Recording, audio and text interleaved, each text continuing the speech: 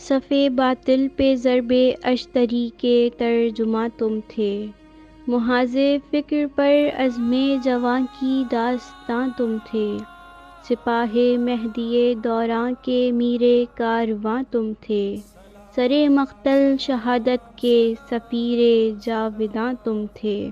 دلوں کو خون رلاتا ہے تیرا زور بیاں نقوی، شہید جاوداں نقوی، چراغ کارواں نقوی۔ ابتدائے آفرینش سے لے کر آج تک اس نظام مشیت خداوندی کا یہ دستور رہا ہے کہ ہر دور میں ایسی ہمہ جہت پراثر اور جید شخصیات صفحۂ ہستی پر ابھرتی ہیں جو اذہان کے رخ کو حقیقت، مقصدیت اور خشیت الہی کی طرف موڑ دیتی ہیں۔ ایسی شخصیات علم و آگہی کے اس منصب پر فائز ہوتی ہیں کہ جہاں ان پر عرفانیت کے اسرار تہ در تہ منکشف ہوتے چلے جاتے ہیں، جو آخرکار اس انقلابی فکر اور سوچ کو جنم دیتے ہیں کہ جس کا بہاؤ اس دور کی سامراجی طاقتوں کو متنزل ہونے پر مجبور کر دیتا ہے۔ ایسی ہی بصیرت حسینی رکھنے والے اصحاب انقلاب میں سے ایک ڈاکٹر سید محمد علی نقوی ہیں۔ ڈاکٹر صاحب معراج انسانیت کے ان علم برداروں میں سے ہیں جنہوں نے فکر حسینی کو عملی زندگی میں ڈھالا۔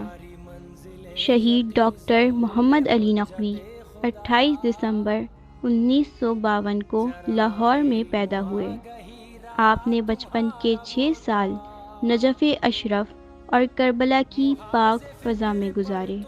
آپ نے چلنا نجف اشرف میں سیکھا اور بولنا کربلا میں۔ شاید یہی وجہ تھی کہ زندگی بھر آپ کے قدم امام علی علیہ السلام کی بتائی ہوئی سمت میں اٹھے اور آپ کی زبان امام حسین علیہ السلام کی حلم ناصر کی یاد تازہ کرتی رہی۔ ایک ایسا شخص جس کی تمام زندگی فلاح و شعور کے لیے صرف ہوئی۔ اس کے چند فلاحی امور کا تذکرہ کر کے اگرچہ اس کی ذات کے ساتھ انصاف نہیں کیا جا سکتا، تاہم اس کی نظریاتی فوج کے سپاہیوں کے لیے نقوش کھینچے جا سکتے ہیں تاکہ وہ نقش پا کی سمت سے اپنی منزل کا تعین کر سکیں۔ ڈاکٹر محمد علی نقوی نے شعور کی دہلیز پر قدم رکھنے سے لے کر شہادت کی معراج تک اپنی زندگی کا ہر لمحہ ملت کی خدمت میں گزار دیا۔ آپ کا وجود نہ صرف ملت کے نوجوانوں کے لیے مشعل راہ بنا، بلکہ آپ نے معاشرے کے اندر فلاحی پیغام عام کر کے ہزاروں افراد کو فلاح کے راستے پر گامزن کیا۔ شہید ڈاکٹر محمد علی نقوی ایران کے محاذوں پر رہے، سعودی عرب کے اخوت خانوں میں ٹھہرے، پاکستان کی آمریت سے زوردار ٹکر لی اور امریکہ کے لیے درد سر بنے۔ آپ نے مشکل سے مشکل حالات میں بھی کبھی اپنی زندگی کی تار کٹ جانے کا اندیہ نہ دیا، مگر ملک میں پھیلی ہوئی فرقہ واریت، منظم دہشت گردی اور قتل و غارت گری کی فضا کے تیور دیکھتے ہوئے ان حالات میں وصیت نامہ تحریر کرنے پر مجبور ہوئے۔ 1988 میں آپ اپنے قائد کے حکم کی تعمیل کرتے ہوئے اپنے مخصوص احباب کے ہمراہ حج ادا کرنے کے لیے سعودی عرب پہنچے۔ مناسک حج شروع ہوئے تو آپ نے منصوبہ بندی کے تحت امریکہ اور اسرائیل کے خلاف مسلمانان عالم تک اپنا پیغام پہنچانا شروع کر دیا۔ پہلے مرحلے میں آپ نے لاکھوں کی تعداد میں حجاج کے درمیان پرچیاں بکھیریں جن پر مرگ بر امریکہ لکھا ہوا تھا۔ دوسرے مرحلے میں آپ نے مختلف اجتماعات اور محفلوں میں پمفلٹ تقسیم کیے جن میں قرآن مجید کی روشنی میں حج کا فلسفہ تحریر تھا۔ تیسرے مرحلے میں آپ نے ایک پل پر مرگ بر امریکہ، مرگ بر اسرائیل کا بینر لگایا، جس کے بعد وہاں کی ایجنسیاں متحرک ہو گئیں۔ آخری مرحلے پر جب حجاج کرام شیطان کو کنکریاں مارنے لگے تو آپ کے احباب نے وہاں پیغام پہنچایا کہ اے مسلمانوں، تم جس شیطان سے نفرت کا اظہار کر رہے ہو آج وہ امریکہ کی شکل میں موجود ہے، لہٰذا آج کے شیطان بزرگ سے برات کا اعلان کر کے قرآن مجید کے حکم کی تعمیل کرو۔ اس موقع پر ان افراد نے اپنے احرام جن پر مرگ بر امریکہ لکھا ہوا تھا ہوا میں لہرائے اور صدا بلند کی کہ اے خدا، گواہ رہنا کہ ہم نے تیرے دین، رسول اور کتاب اور ان کے پیروکاروں کے دشمنوں کے خلاف اپنی استطاعت کے مطابق اعلان نفرت کر دیا ہے۔ اس منفرد مظاہرے کی امریکیوں نے بھی فلمیں بنائیں۔ عید قربان کی شام ایران نشریات نے یہ خبر نشر کر دی کہ آج سعودی عرب میں عالمی سامراج شیطان بزرگ امریکہ کے خلاف مظاہرہ ہوا ہے۔ اس خبر کے نشر ہونے کے بعد سعودی عرب کے محلات میں کھلبلی مچ گئی۔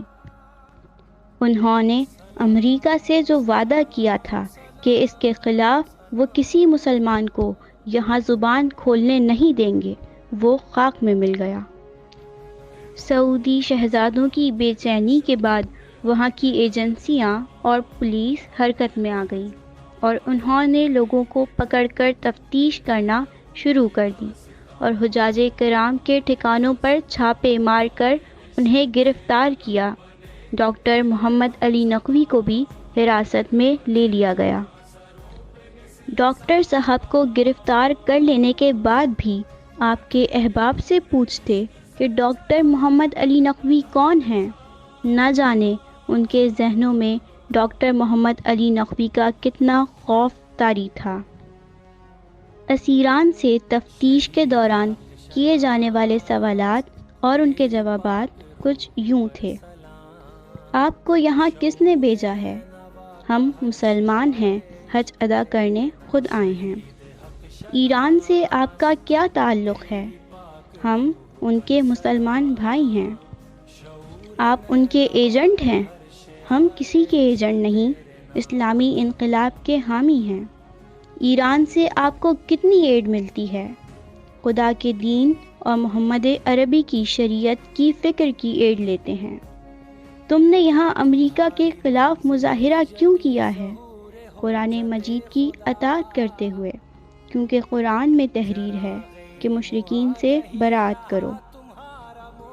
آپ کی تمام زندگی خطرات میں گھری ہوئی تھی، مگر 1993 سے ان خطرات میں اضافہ ہو گیا۔ ڈاکٹر نقوی کو ایک سنگین مقدمے میں ملوث کیا گیا اور پولیس کی بھاری نفری انہیں کلینک سے تھانہ علامہ اقبال ٹاؤن لے آئی، جہاں چند گھنٹوں کے لیے آپ کو ٹھہرایا گیا۔ چند گھنٹوں بعد آپ لوٹ آئے، مگر اس کے بعد آپ کو اس بات کا احساس ہو گیا تھا کہ آپ کا دشمن آپ کے تعاقب میں ہے۔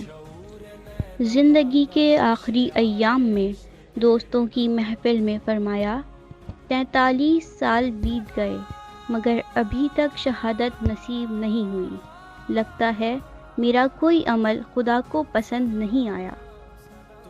شہید ڈاکٹر محمد علی نقوی اپنے وصیت نامے میں تحریر فرماتے ہیں کہ موت کی جانب سفر تیزی سے ہو رہا ہے۔ کئی ایک ایسے مواقع دیکھنے میں نصیب ہوئے ہیں جو انسان کے لیے عبرت کا کام دیتے ہیں، مگر افسوس کہ وہ سبق حاصل نہ کر سکا جو دوستوں کو کہتا رہا اور وہ وقت آن پہنچا۔ کاش موت سے نہ بھاگے ہوتے، کاش لشکر خمینی میں شمولیت اختیار کی ہوتی تو شاید ان پاک و پاکیزہ نوجوانوں کے صدقے ہم بھی بخشش کا کوئی سامان لے جاتے۔ بہرحال یہ سب باتیں اب رہ گئیں، اور ہم ایک لمبے سفر پر روانہ ہو گئے۔ التماس دعا، میں وصیت کرتا ہوں مجھے اپنے آبائی قبرستان علی رضا آباد میں دفن کیا جائے، جنازے میں تاخیر نہ کی جائے، پوسٹ مارٹم نہ کروایا جائے اور اس موقع پر کسی قسم کا تنظیمی اجتماع نہ کیا جائے۔ آپ 7 مارچ 1995 کی صبح حسب معمول اپنے گھر سے نکلے۔ آپ کے رفیق تقی حیدر آپ کے ہم سفر تھے۔ آپ گھر سے روانہ ہوئے ہی تھے کہ طاق میں کھڑے ہوئے حملہ آوروں نے دونوں جانب سے آپ کی گاڑی پر فائر کر دیا۔ سامنے سے حملہ آور نے آپ کو نشانہ بنایا، جبکہ بائیں جانب والے حملہ آور نے آپ کے رفیق تقی حیدر کو نشانہ بنایا اور قاتل اطمینان کے ساتھ موٹر سائیکل پر فرار ہو گئے۔ آج ڈاکٹر محمد علی نقوی کو شہید ہوئے 29 سال کا عرصہ گزر چکا ہے، مگر قاتل آج تک گرفتار نہ ہو سکے۔ آج بھی قوم کی نظریں ڈاکٹر جیسے مخلص، ایماندار اور متقی لیڈر کی جانب لگی ہوئی ہیں، مگر آپ کی کمی کو کوئی پورا نہ کر سکا۔ آج بھی کئی ہونہار طالب علم فیسوں کا بوجھ ادا نہ کر سکنے کی وجہ سے تعلیم کو خیر بات کہنے پر مجبور ہو گئے ہیں۔ آج بھی کئی اعلیٰ تعلیم یافتہ نوجوان بے روزگار ہیں۔ آج بھی کئی بیمار علاج کے اخراجات برداشت نہ کرنے کی وجہ سے بستر مرگ پر ہیں۔ کئی اسیران بے جرم پابند سلاسل ہیں۔ یہ سب آج شہید کے تربیت یافتہ نوجوانوں کے منتظر ہیں۔ کہاں گئے ڈاکٹر شہید کے خون مقدس پر سیاست کرنے والے؟ آج کہاں ہیں ملت کے وفادار؟